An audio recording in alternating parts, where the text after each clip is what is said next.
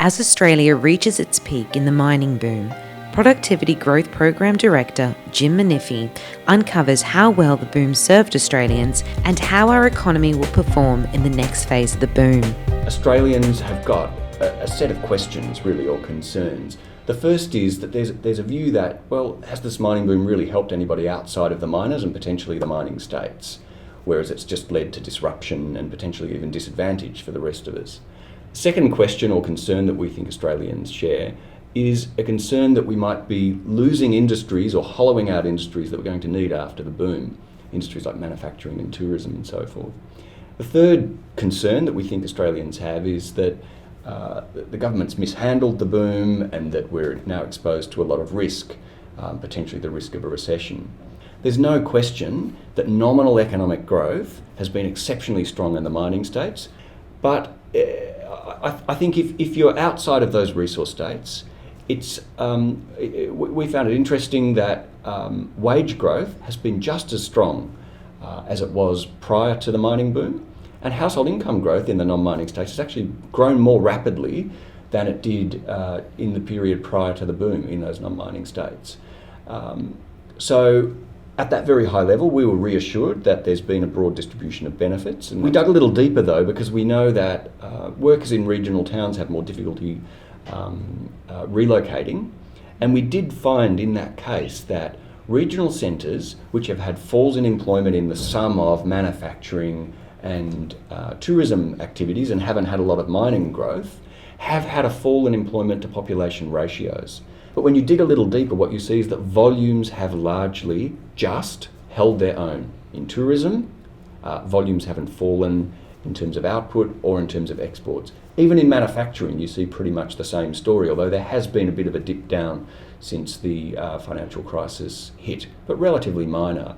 In the event that the exchange rate fell, you would have a prolonged period in which those industries needed to find their feet before they could grow once again. And on the contrary, what we found is that really starting from year zero of that fall in the exchange rate, other countries like Australia who experienced a big change in the exchange rate had very rapid growth in those sectors. And within 3 years, manufacturing exports were back to trend and manufacturing value added was back to trend. We've had a huge boom. The exchange rate's been elevated for a long time. And so there's no question it's a significant challenge, but what we found in the data did reassure us that there's going to be a strong bounce back if it's needed. Now, have the government saved enough from the mining boom? What we found is that the government really has not saved enough from the mining boom. You've got things that are outside the government's control. There's a plus in the resources boom. There's a minus in the form of the global financial crisis. And then there's the effect of government decisions. What we find is the plus from the resources boom was on the order of $180 billion over the last decade.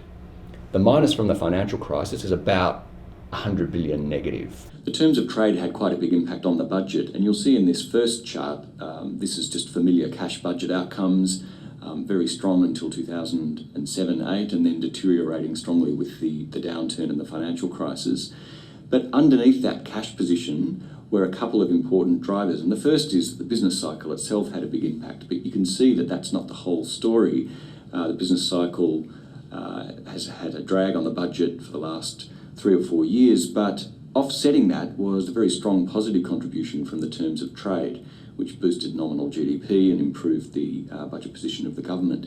Now, putting all this together, you can see that underlying that cash position, which appeared only to drop off with the financial crisis, in fact was a steady decline in the structural position once you account for the fact that the terms of trade benefit was underlying what happened in the cash position. And it was only really in the last year that governments began to repair their position. Both tax cuts and policy spending increases contributed to the deterioration. I guess that the lesson that we drew from the work that we did if the macroeconomy is growing steadily, then even quite a high pace of structural change can be handled. And for the most part, workers are able to reallocate and find new roles as the economy shifts. And we believe that that'll happen in the next phase of the resources boom as long as economic growth can be maintained. We think government shouldn't take any knee-jerk reactions to protect industries during this period of high exchange rate, because we're confident that the manufacturing and other trade exposed sectors are going to bounce back.